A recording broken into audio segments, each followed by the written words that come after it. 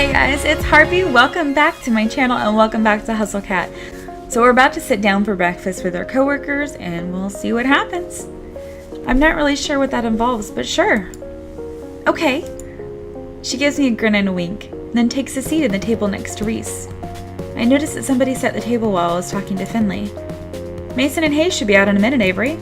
Come sit down. Sure. Where should I sit though? What if there are some unspoken rules about this sort of thing in placing? You never know with new groups.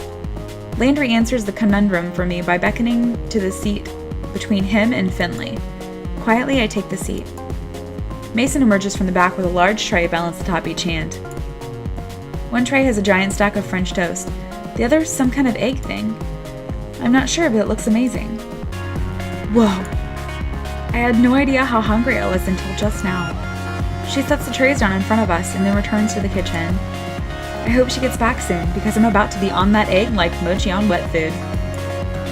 Mason returns a few moments later, cradling 6 empty coffee cups in her hands. Hayes follows in tow, carefully balancing a carafe full of coffee. They set the cups and the carafe on the table and take their seat. Hayes' butt barely hits the chair before the others start to dig in. I'm a little afraid that I'll lose my hand in the fray if I jump in now, but I'm so hungry. Landry reaches out an arm from behind a fortress of French toast slices. He lightly bats at Reese's hand as it reaches for the syrup pitcher. Save some for Avery! Geez, calm down, you're the one stealing all the food. I haven't taken any more than usual. Breakfast is important. While everybody shouts and chatters across the table, I help myself to a bit of everything. I'm not used to eating a real breakfast, especially one that didn't come out of a microwave, so I'm gonna savor this. Wow, this is amazing! Mason, what is this egg thing? Mason's eyebrow shoots up. She looks at me like I grew another nose. Frittata. Is that like a souffle? It looks like it'd be really hard to make. Just eggs and vegetables in a pan. Still, I know I wouldn't be able to make anything like that. It's really nice to have a real breakfast. What do you usually eat, Avery? Mostly cold pizza or toaster tarts, I guess, if I remember to get them. Mason glares like I just knocked her plate on the floor. She stares directly at me, through me, with a hard look in her eyes. You eat here now. Always. Can I still have pizza sometimes? Not for breakfast. Ever. I can hear Finley and Reese snickering. Okay, but the other times are still okay, right? Mason rolls her eyes and goes back to her coffee. Reese stares up at me between its bites of French toast. Avery, when we're done, we need to talk about dress code. Oh, Reese, don't start this again. It's an important part of new employee orientation. Landry passes a positively pained look at Reese. He glances at me, but a poke to the ribs from Finley sends him staring back at his plate. Landry, you're such a mama bird sometimes. Lighten up. Avery, look at this place. We take our visual presentation very seriously here. Mason gives another grunt. Hayes places his empty plate and cup on Mason's plate and takes the stack into the back with the urgency of a tactical retreat. Graves and I expect a certain level of decor with the waitstaff. Yes, because your outfit looks great. Is this about my outfit? I woke up a little late, so... No, this is about uniforms. Mason pushes her chair away from the table with enough force that it wobbles briefly on 2 legs. She stands and takes my plate in one fell swoop. Opening soon. Time to get ready. She picks up the now empty cast iron skillet with one hand and balances a few of the other plates on top. That looks heavy, but she's holding it all like it's nothing. Come on. She stares me down and gestures to the back door with a head nod before she heads into the kitchen. Don't think you can run off so easily, Avery. You'll get written up if you don't have your uniform. Then give me the uniform! He seems pretty serious about this. Maybe I shouldn't blow him off because he looks so young. Maybe he's secretly as old as Graves or something. Uniforms? But nobody else is wearing any uniforms? They just haven't changed yet, or they don't need them. Only the waitstaff wear the uniforms, and you'll be waiting tables with Landry today. Yeah, but Landry doesn't have a uniform. Reese glances over his shoulder toward Landry, who's made himself busy straightening up the tables in the dining area. He doesn't appear to have heard either of us, or he's just ignoring us. That's because we don't have a uniform in his size. Yet, at least. Someday he won't have an excuse anymore. Come on, Avery. I bet you look cute in a uniform. I can't help feeling a bit itchy about this. Reese rummages around in a drawer by the back door and pulls out some kind of black, orange, and white lace thing. Don't put me in a maid outfit! This can't be it, right? This looks like it should be your size. Now come on. He dumps the pile of lace and fabric in my hands and then pushes me toward what I assume is the bathroom. I pause in front of the door and give Reese a baleful look. Oh, come on, at least try it. It's not a uniform. It's not a uniform, is it? I see what he's up to. Okay, now I know he's messing with me. Nobody outside of 19th century England has worn something like this, and I'm pretty sure they hadn't yet invented an orange that ugly. What is this, some kind of hazing thing? I'll pass. Oh, come on. It's a cat's paw tradition. I've always considered myself a mold breaker. Let it go on the record that Avery hates fun. He's like a kid who just had his toy taken away. What a brat. Even Finley looks disappointed. Aw. I gently drape the uniform over his shoulder, but he moves his head before I have the chance to wrap the big orange ribbon around his head. That's such an ugly outfit. Has anybody actually worn it when you foisted it on them? Foisted nothing! I want to wear it every day! They won't let me. You should have seen Landry in it. He practically busted the seams. I glance behind me to see what Landry's doing. I have no idea how he would have gotten in this uniform in the first place. He must have heard his name because he hurries up to the second floor. Reese was too scared to ask Mason to do it. I was not. You were. You mentioned a dress code and she stared icicles into you and you stopped. It just wasn't relevant. How about you, Reese? Of course not. Really? This looks like it's about your size. No. Graves had it made. I had nothing to do with this. You started before any of us, so we wouldn't know. No.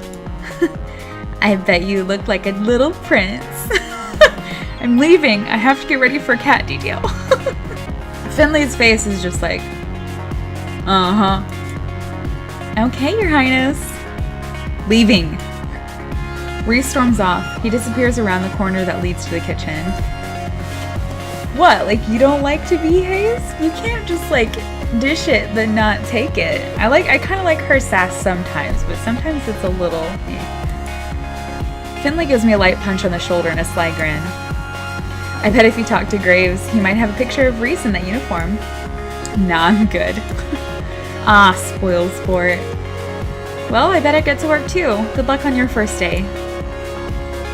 I'll be by to document your progress for the blog later. Finley gives me a little wave, then follows Reese to the back.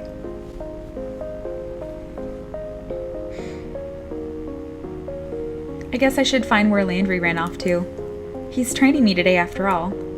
I think he went upstairs. I head over to the foot of the staircase, but a cat has taken station right in my path. He's sleeping belly up, stretched out to nearly the whole width of the step. Buddy, that's really cute, but that's a dangerous place to sleep. It doesn't dignify me with a response. Instead, the fat orange cat shimmies in place to settle itself even more. Gently, I nudge it to see if I can get the cat to move. Someone's gonna trip on you if you don't move. That's not gonna be fun for either of you. It opens one eye to a thin slit, then makes a murmuring noise and flicks its tail. This little tiger isn't going anywhere, is it? Are all the cats here this spoiled? Guess I'll have to pick it up and move it myself. I lean over to scoop it up, but as I do, a tiny orange and white bobtailed cat whizzes past my feet. It stops on the step below the sleeping cat, then raises one paw and bats the other cat squarely on the forehead. The sleeping cat wakes up and hops to its feet. It looks angry.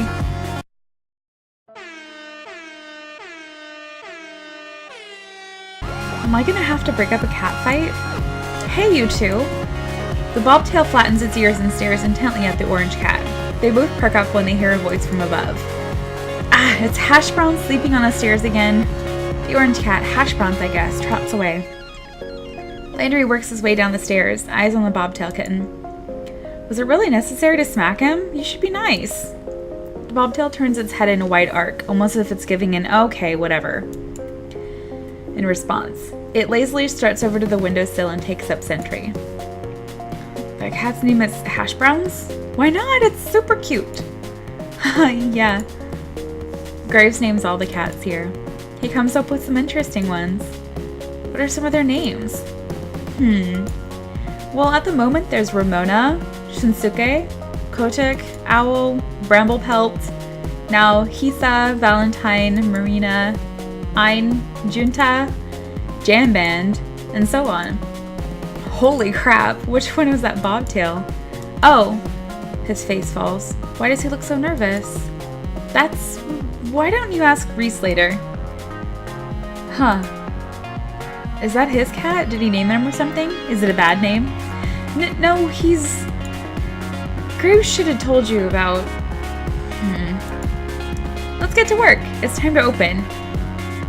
Reese is the cat. Reese is the cat. Reese is the cat. They're cats. This is a cat dating sim. What? Landry isn't having any more of this. He walks past me to the front door without a glance. He unlocks it and flips the sign from closed to open. And ta-da! Your first day at a cat spa has begun. And nobody's here. It's a little anticlimactic. Yeah, the mornings are usually pretty slow. It might pick up later.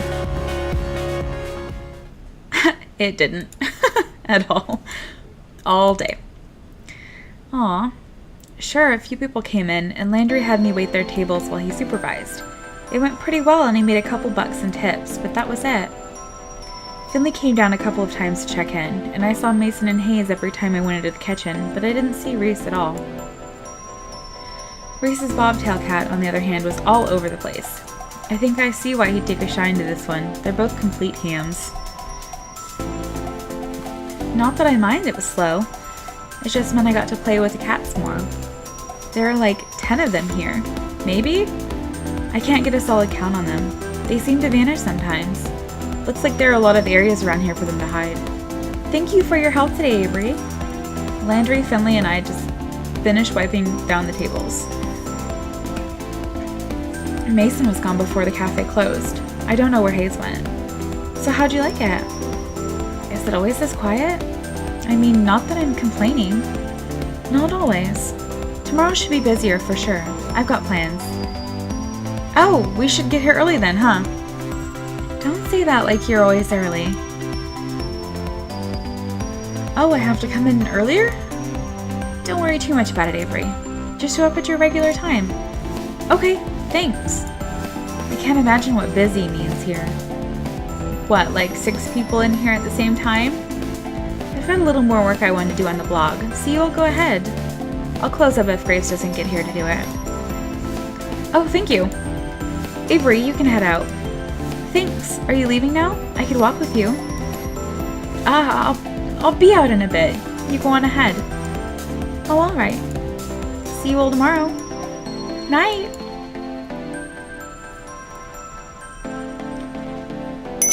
The door closes behind me with a jingle. I have a job. My coworkers are pretty cute. I get to play with cats. And if this works out, I should be able to afford a place on my own soon. Wait until my parents hear about this. I'm feeling pretty good right now. I can't help giving a little celebratory fist pump. Alright! I think I just heard someone snort a laugh behind me. I thought I said that pretty quietly. I turn around to see who it is, but there's nobody there but a cat. 2 cats, actually. Cats from the cafe. Okay, that one is Reese, and that one's Hayes. Guarantee you. Reese's cat and Siamese cat, to be precise. Crap, how did they get outside? Did I let them out when I left? This is real bad. I'm pretty sure one of the first rules of working at a cat cafe is do not lose the cats. They're not looking at me anymore. Now's my chance. I start creeping toward both cats. If I move too suddenly, I might spook them. I can only make it a few steps before I see the bobtail's ears swivel back to face me. Without turning the rest of his head, he takes a springing leap and heads down one fork in the road. The Siamese cat continues down the same path, as casual as anything. I can't get them both, but I need to get at least one of them. I better decide who to go after. Okay guys, since we're at a crossroads, I'm going to go ahead and cut this episode here. We'll pick it up in the next one, and I will see you then. Bye!